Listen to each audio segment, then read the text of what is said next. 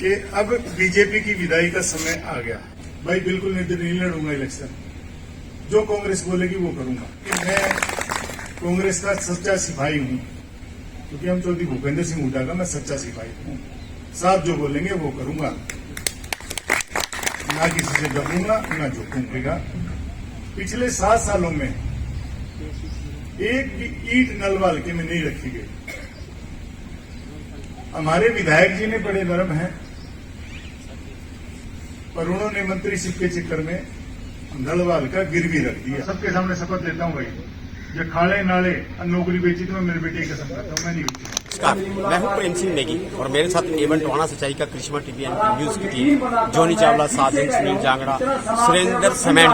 हम पहुंचे हैं यहाँ हिसार के सेक्टर 15 में नलवा हल्का में एक बहुत जबरदस्त जो है मधुर मिलन का कार्यक्रम चल रहा है। और मधुर मिलन की बात करें तो पूरे हल्का से जो है ना लोग हैं वो मिल बैठकर नलवा हल्के की जहां जितनी भी समस्या है उन समस्या पर चर्चा करेंगे और भाईचारे को एक कदम आगे बढ़ाएंगे। तो मेरे साथ जुड़िए। सम्मानित मंच, जिला हिसार से, नलवा विधानसभा से आए मेरे बुजुर्गों, नौजवान साथियों, मेरी बहनों और मेरे युवा दिलों की धड़कन, मेरे युवा साथियों, आज समय आ गया है, क्योंकि हर आदमी का एक तरीका है सोचने का, उसमें मेरा भी एक तरीका है कि अब बीजेपी की विदाई का समय आ गया है। उसके बहुत सारे वेस्टर्न रीजन है, बहुत सारे कारण है उसके पीछे कि हमें बीजेपी की विदाई करनी पड़ेगी। और जिस मैं लंबरदार जी ने, शमशेर जी ने एक बात छेड़ी थी, उसी बात को मैं आगे बढ़ा रहा हूं कि शमशेर जी ने वो मैं से पहले नहीं जानता था लंबरदार जी को, और मेरा ऑफिस यहाँ था तो मेरे को पता लगा कि उधर किसान जो हैं वो बैठे हैं। तो हम गए थे तो मेरे को याद था कि उस दिन हम लोग थे, चंद किसान जो इकट्ठे हुए, और उसके बाद इनका जो कारवा बना लोग देखते चले गए। तानाशाह मोदी को उन्होंने झुका दिया, क्योंकि ये अकेले चले थे और इन्होंने कारवा बना दिया। आज कांग्रेस का वो समय आ गया है कि जिसमें हमें जिस तादाद में आज इकट्ठे हुए हैं, मैं ये नहीं कह रहा कि इंडिविजुअल अनिल मानी जो है कि उसके लिए ही जाना है, मैं किसी पे क्लेम नहीं करता भाई, सारे साथी बैठे हैं। और मैं एक सभी से हाथ जोड़ के मेरा निवेदन है, मैं मेरा भाषण तो आगे करूंगा भाई, बिल्कुल नहीं लड़ूंगा इलेक्शन, जो कांग्रेस बोलेगी वो करूंगा। क्योंकि मैं कांग्रेस का सच्चा सिपाही हूं। मेरे पास जब मेरी टिकट, मैं भी दावेदार था, काफी लोग में से बड़े थे, सीनियर थे, उनकी भी दावेदारी थी, पर उस टाइम में मेरे पास एक पार्टी का ऑफर आया था जिनको लोग टोल पास नहीं करने देते थे। मैं शमशेर जी से काफी बार मैंने शेयर किया कि उनका मेरे पास ऑफर आया था, जी टिकट ले लो। मुझे टिकट नहीं लेंगे, टिकट तो हम कांग्रेस का लेंगे, देंगे तो, क्योंकि हम चौधरी भूपेंद्र सिंह हुड्डा का मैं सच्चा सिपाही हूं। साहब जो बोलेंगे वो करूंगा, ना किसी से दबूंगा ना झुकूंगा। पिछले 7 सालों में, क्योंकि नलवा हल्के की बात करें तो थोड़ा सा ठीक रहेगा, पिछले 7 सालों में एक भी ईंट नलवा हल्के में नहीं रखी गई, एक ईंट। हमारे विधायक जी ने बड़े नरम हैं, पर उन्होंने मंत्रीशिप के चक्कर में नलवा हल्का गिरवी रख दिया। आज ये हालात है हमारे कि पूरा नलवा हल्का गिरवी है, बोल नहीं सकते। हमारी मांग थी कि हमें कम से कम 2 हफ्ते पानी मिलना था। चौधरी भजनलाल जी के समय, पुराने बैठे होंगे तो आप लोगों को याद होगा, हमारा 2 हफ्ते पानी आता था, नलवा हल्के में पानी आता था। वो बांध के नहीं गए थे, कोई टेक्निकल रीजन था, वो 2 हफ्ते हमारा पानी कट गया था। उसके बाद भी चौधरी भूपेंद्र सिंह हुड्डा राज में भी पानी हमारे 2 हफ्ते लगभग हमारा पानी आता रहा। अब तो हमारा 1 हफ्ता भी खा गया भाई। कृषि मंत्री सारा पानी लुहारू ले गया। आ रहा है तो बता दो, पानी नहीं आ रहा, बता दो। हमारी डिग्गियों में पीने के लिए पानी नहीं, क्या दोष है भाई नलवा का? एक मंत्रीशिप में बेच देंगे हम लोग। एक मंत्री हो गया तो मैं सब कुछ बेच दूंगा। ये बात उन्होंने बड़ी बढ़िया कही कि बौद्ध आदमी को तो कभी भी नहीं मनाना चाहिए। बौद्ध आदमी तो सब कुछ बेच देगा, क्योंकि उसको तो सत्ता की भूख है, उसको तो सत्ता सत्ता की भूख है, उसको तो अपनी राजनीति चमकानी है। मैं शुरुआत ही वहीं से करूंगा, क्योंकि राजनीति में कोई भी आदमी आए तो मैं आया हूं तो अपनी इच्छा शक्ति से आया हूं। मैं एक वाकया आपसे शेयर करता हूं। मेरा बेटा अजित यहाँ खड़ा होगा तो अजित बोलता है कि आज से 2-3 साल पहले कि पापा, जब पीछे इलेक्शन सीजन में, पापा चंडीगढ़ में अब फ्लैट ले लेते हैं, मकान ले लेते हैं। मैं, बेटा क्या कारण है? तो एमएलए बन जाओगे तो वहां रहना पड़ेगा। मैं, पागल है? मैं, भाई एमएलए बन जाऊंगा तो हल्के में रहूंगा। मैंने टाट मारी चंडीगढ़ की, क्योंकि मैं मेरा हल्के का पहले काम करूंगा। मेरे को क्या करना है चंडीगढ़ का? चंडीगढ़ की तो राजस्थान मैंने सब देख लिया। इस उम्र में अपनी मेहनत से अपने आप को इस लेवल पे लिया है कि एक एमएलए मंत्री जितने ठाट लेते हैं वो सारी चीज मेरे पास है। भगवान की दया से अच्छे 2 बच्चे हैं, अच्छा घर है, अच्छा बिजनेस है, सारी चीज जो एक आदमी को चाहिए वो सारी चीज है मेरे पास। तो मैं एक आइडियोलॉजी के साथ आप लोगों के बीच आया हूं कि मैं कोई काम करने की मेरी इच्छा है कि मैं कुछ करूंगा। और पानी की बात आई तो मैं ये बात कहता हूं, मैं आगे सत्ता में रहूं या विपक्ष में हूं, मैं मेरे हल्के की 2 हफ्ते के पानी की लड़ाई लड़ूंगा भाई। आज से मैं ये वादा करूं, आज से मेरी जो लड़ाई है वो 2 हफ्ते के पानी की लड़ाई है। डिक्कियों में पानी नहीं है भाई। एक बोल देते हैं कि टैंकर जो 500 का आता था, इन्होंने कच्छाधारियों ने इन्होंने रेट बढ़ा दिया, जो 700 रुपए का टैंकर हो गया। कहां से गिरवा लेगा एक जमींदार भाई, जिसकी आय टोटल 20,000 रुपए, साल की 30,000 रुपए। तो मैं ये मेरे 2 हफ्ते की लड़ाई है। मैं आज आपसे सब कुछ मैं अपना ऐलान करता हूं कि 2 हफ्ते की पानी की लड़ाई है नलवा की। मैं जब तक जीऊंगा जब तक लड़ूंगा भाई। वो मिले कब मिलेगा मेरे को नहीं पता, पर मैं ये आप लोगों के बीच में ये बात कहना चाहता हूं। युवा बैठे हैं, काफी मेरे टच में है, रोज युवा है, तो युवाओं से मिलता हूं और मेरा वादा है। इस बीजेपी और जेजेपी सरकार ने बोली लगा दी है नौकरी की। पूरे हिंदुस्तान में आज तक एचपीएससी में या किसी भी संस्था में जो नौकरी लगाती है उसमें कभी भी पैसा नहीं पकड़ा गया। किसी ने कभी कोई बीजेपी का सुनता भी हो तो ये बता दे, क्लेम कर देगा कि फलानी संस्था में पकड़ा गया था, हम अपनी राजनीति छोड़ देंगे। करोड़ रुपए जो है एचपीएससी में पकड़ा गया। और इसी बीजेपी की सरकार में खट्टर साहब ने उनको केस से निकाल दिया। बोले जी ये तो कुछ नहीं थे, ये तो वैसे ही पकड़ गया, हवा में कोई रात को पैसे रख गया, रात को मेरे घर में रखवा दो कोई पैसे। ये जो इनकी जो सोच है, अब एक बड़ा आजकल एक नाम चल रहा है कि भाई सूटकेस लाओ, पेपर खाली रखो, नौकरी पाओ। बता दो जो टैलेंटेड बच्चे बैठे हैं, किसी को नौकरी सरकार में, किसी को नौकरी मिली हो तो 2-2 लाख रुपए में मैं जो बात बोलूंगा वो कंक्रीट आदमी हूं, बात का जवाब दूं, कभी आ जाना प्रूफ भी कराऊंगा। 2-2 लाख रुपए में डीसी रेट की नौकरियां बिक रही है। नहीं बिक रही तो बताओ। अब 2.5 बता रहे हैं भाई, 2.5 हो गई, क्योंकि मैंने 1 से सुना था, पहले बात शुरू हुई थी। आज से 6 महीने पहले 1 लाख रुपए मांग रहे थे, क्योंकि वो डीसी रेट पे मिलते ही 15,000 रुपए साल की तनख्वाह लगा लो, 2,000 तो वो 2 लाख तो वही ले जाएंगे। तो क्या कर रहे हैं, क्या सोच से, किस सोच से ये सरकार चल रही है, आप लोगों को समझना पड़ेगा। और जितने कांग्रेसी बैठे हैं, कांग्रेसी विचारधारा क्या है? कांग्रेस एक विचारधारा है, इन्होंने तो फिल्में बना दी। अभी एक पीछे ऐसा हुआ कि मैंने लिखा मेरी फेसबुक पे, एक इन्होंने बड़ा चलाया कि नेहरू जी के जो कपड़े हैं वो फ्रांस से धोके आते थे। ये सबने सुना है ना, ये बात सबने सुना है ना। मेरे को ये बताओ, उस टाइम फ्रांस से क्या हमारे लिए एयरलाइन चलती थी क्या? उस टाइम हमारे पास हवाई जहाज जो फ्रांस से नहीं था। कपड़े कैसे आएंगे भाई? अगर वो पानी की जहाज से आने तो 3 महीने बाद आएंगे। ये सिर्फ क्या था कि सिर्फ कांग्रेस को डैमेज करने के लिए, क्योंकि कांग्रेस का आदमी नरम है। आप किसी का भी लगा लो, ये आंदोलन हुए क्या कांग्रेस टाइम में नहीं हुए?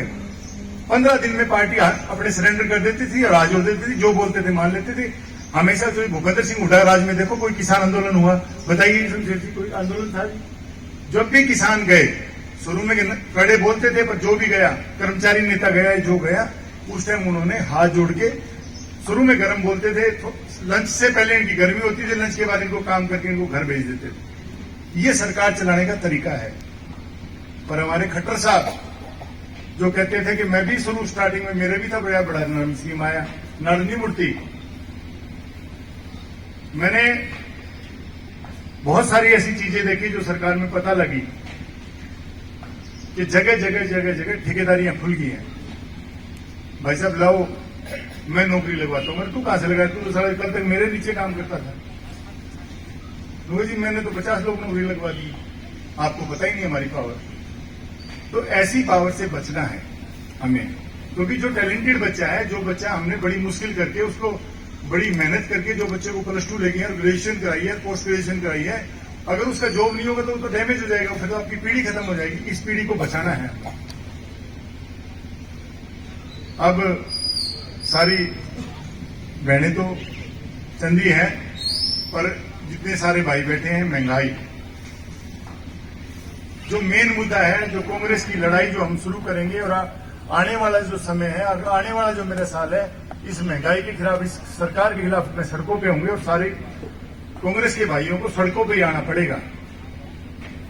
जो सिलेंडर 400 रुपए में, 350 रुपए में मिल जाता था, और जो ये कहते थे कि ब्लैक में, भाई सुनो 2 मिनट, जो ब्लैक में सिलेंडर बोलते थे भी 350-400 रुपए का सिलेंडर मिलता था, आज वो 1 नंबर में 1100 का दे रहे हैं। जो औरतें गैस से रोटियां बनाती थी, वापसी चूल्हे पे चली गई हैं, वही बनान इकट्ठा करके शाम को रोटियां बनाती हैं। हमारे घर में राशन जो है, ग्रोसरी है, वो 10,000 की, पहले मान लो नॉर्मली है 10,000 की ग्रोसरी आती है, आज भी 10,000 की आती है, पर क्वांटिटी वो आधी होगी हमारी। कहीं भी कंट्रोल नहीं है, किसी भी चीज पे नहीं है। आप सरसों के तेल की बात करो, वाइन का कंट्रोल नहीं है, कहीं डीजल पेट्रोल की बात करो, जी हमारा कंट्रोल है। अरे कंट्रोल किस चीज का है? किसी भी चीज पे इनका कंट्रोल नहीं है। इसके खिलाफ भी आप लोगों को अपना, जब तक बोलोगे नहीं ना, जब तक हम लोग बोलेंगे नहीं, अपना रिएक्ट नहीं करेंगे, जब तक अगले को जवाब नहीं देंगे, तो जब तक हमें कोई इनसे बात नहीं मिलेगी। बैठ के भाषण सुन के चले जाने से कोई फायदा नहीं होगा। इकट्ठे हो जाओ, जैसे किसानों ने हमें रास्ता दिखाया, तो उसी तरह हमें भी इकट्ठा होके इनको जवाब देना पड़ेगा। और पहले जब मोदी जी बोलते थे टीवी पे, तो मैं भी, जब घूमते थे हम गांव में, तो एक बुजुर्ग मेरे को मिले, तो मैंने उनसे, जैसे मैंने कहा कि अंकल मैंने मिलना आपसे 10 मिनट के लिए बात करने के लिए आया हूं। बोले बेटा मन की बात सुन के फिर बात करूंगा। ये गोरछी गांव की बात है। गोरछी गांव में एक बुजुर्ग हैं, मैं उनके पास, मास्टर जी, मैं उनके पास गया था, तो उन्होंने कहा कि मन की बात सुन के मैं बात करूंगा। आज उसी घर में अगर मोदी टीवी आ जाए, टीवी बंद कर लेते हैं। हमारी माताएं भी बोलती थी, अब मोदी आएगा तो कुछ करेगा। आज उनकी जुबान पे इसके लिए ऐसे शब्द निकल जाते हैं जो शायद हम लोग मेल होकर नहीं निकालते। माताएं इसी भूली बात बोलती है, उनकी निकम्मा है, इसने तो नाश कर दिया देश का।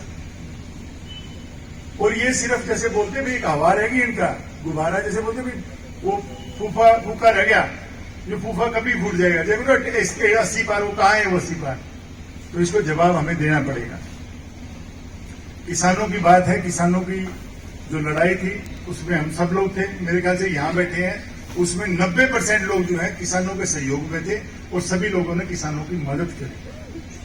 जब भी किसान मेरा आज बॉर्डर पे लड़ पाया, क्योंकि पीछे से रसद पहुंची उनके पास।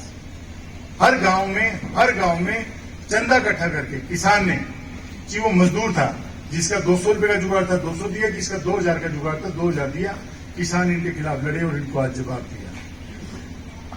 एक मेरे को याद है कि ठंड में मैं लिखता हूं फेसबुक पे, तो ठंड में मेरे पास एक फोन आया कि एक बीजेपी के कच्छाधारी का, मैं कच्छाधारी बोलता हूं इनको नॉर्मली, आजकल गुस्सा जारी रिएक्शन मेरा ज्यादा है, तो उनका फोन आया कि भाई साहब जो है ना, बारिश आ रही है, जनवरी का महीना था और बारिश आ रही है, उनके ना किसानों के ना समों को तंबू खड़ गए। मैंने बहुत गुस्सा है, मैंने बहुत उसको सुनाया बाद में, तो तंबू खड़ गए और अब भाग जाएंगे।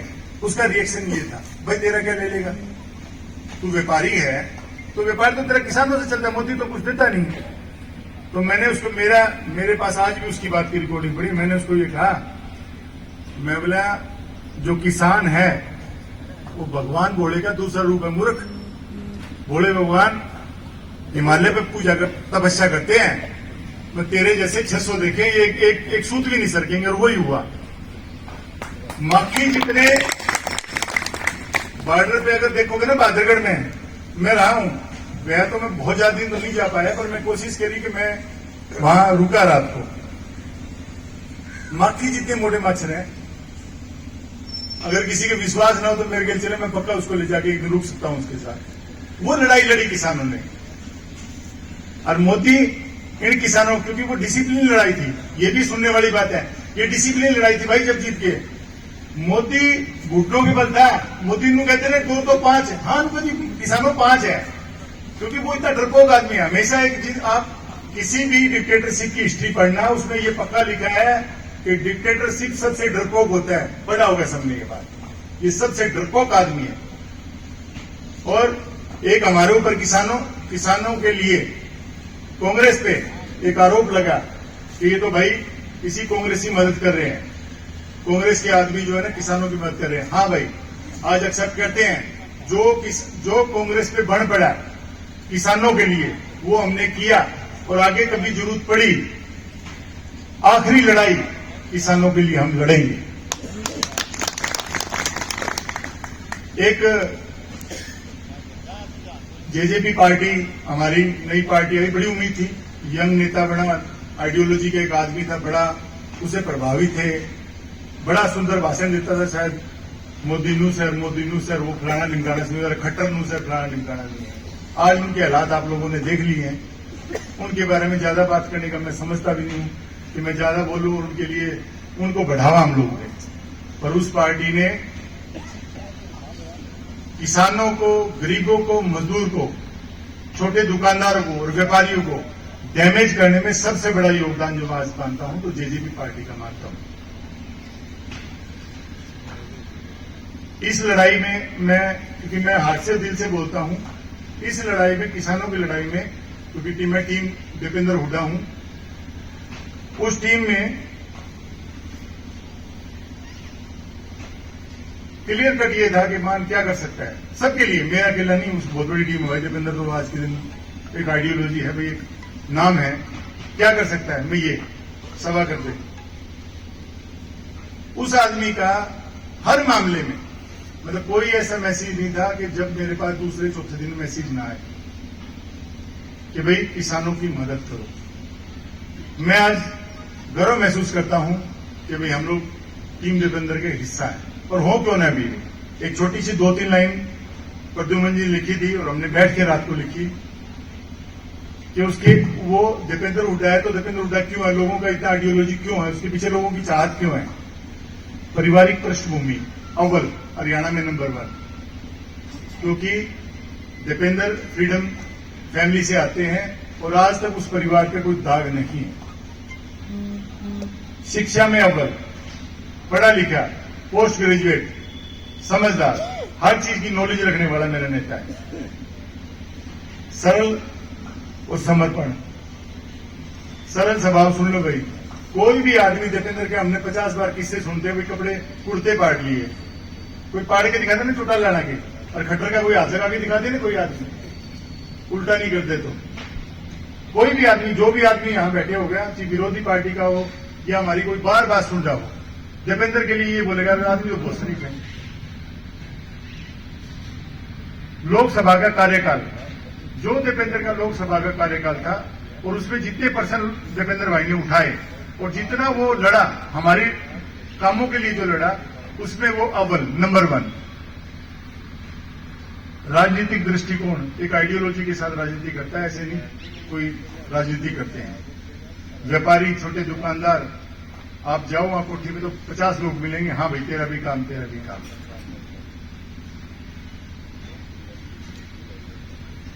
18 घंटे काम करते हैं भाई हमारे नेता, 18 घंटे। मैं टाइम टेबल दे सकता हूं, क्योंकि मैं कोई मेरे को बोले भी हाँ भाई झूठ बोले मान, तो मैं पूरा शेड्यूल निकला, 18 घंटे रोडों पे रहता है आपके। संसद में बोलना है, हमारी बात उठानी है तो नंबर 1 है हमारा भाई। घमंड नहीं है भाई किसी बात का, कोई नूर है हमारा भाई दीपेंद्र हुड्डा। हमारा दीपेंद्र भाई साहब ने यहां आने का प्रोग्राम था 23 तारीख का।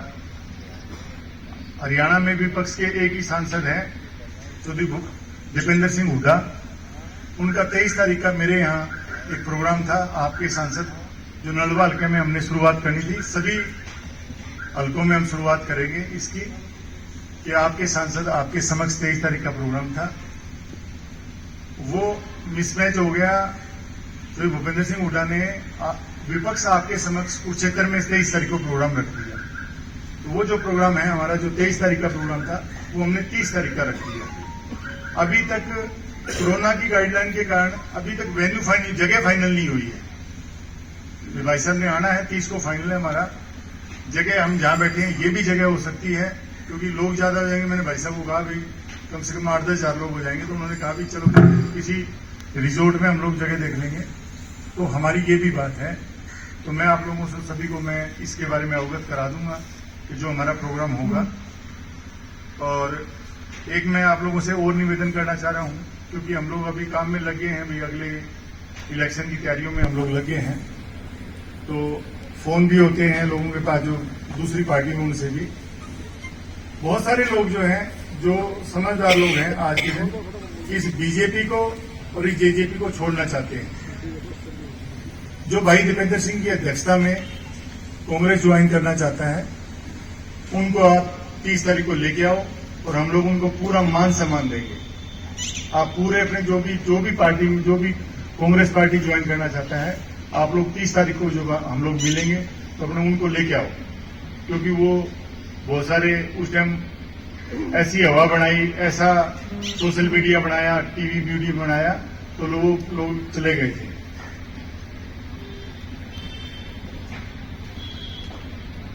लंबा था इसलिए मैं पढ़ना पड़ा मेरे को। एक बात और है जो प्रद्युम्न ने मेरे को बात बताई, क्योंकि ये मेरा दोस्त है, साथी है मेरा, और पुरानी दोस्ती है। तो इसने मेरे से एक वादा लिया था कि भाई खाड़े नाले और नौकरी नहीं बेचेगा। मैं आप सबके सामने शपथ लेता हूं भाई, जो खाड़े नाले और नौकरी बेची तो मैं मेरे बेटे की कसम खाता हूं, मैं नहीं बेचूंगा, क्योंकि मेरे को जरूरत नहीं है।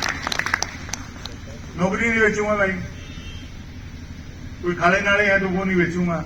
हाँ, यो जरूर है भाई, कोई ठेकेदार मेरे दुरा गया, चाहे मेरा बेटा हो, चाहे मेरा भाई हो, चाहे मेरे चाचे के कोई हो, भाई काम ये ईमानदारी से करेगा तो आएगा, करूंगा नहीं तो मैं उसका काम नहीं करूंगा। आप लोगों को बेचूंगा नहीं भाई, जैसे अपने मंत्री जी ने नलवा हल्का बेच दिया, बेचूंगा नहीं, ये मेरा वादा है आप लोगों से। और एक बात और है जो भी मैं आप लोगों से शेयर करूंगा, हरियाणा के एक ही नेता है जो हमारे भाई दीपेंद्र था, किसानों के लिए 4 दिन किसानों के लिए यूपी जेल में रहे। जेल में थे, हाँ।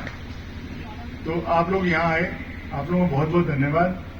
और भाई गुस्से में कोई विवेक में, क्यों आज थोड़ा सा मेरा टेम्पर थोड़ा ठीक था, तो कोई मेरे से मुंह से कोई गलती से कुछ निकल गया हो, नया साल है तो मैं क्षमा चाहूंगा आप लोगों से। और आप सबको नववर्ष की हार्दिक शुभकामनाएं। और जितने भी जो भी मेरे यहाँ आए हैं साथी, बगैर लंच जाएगा तो कोई आई नहीं मानूंगा, ये बात मेरे हाथ जोड़ के आप लोगों से निवेदन है। सारे अभी आप इकट्ठे करके लंच करेंगे हम लोग।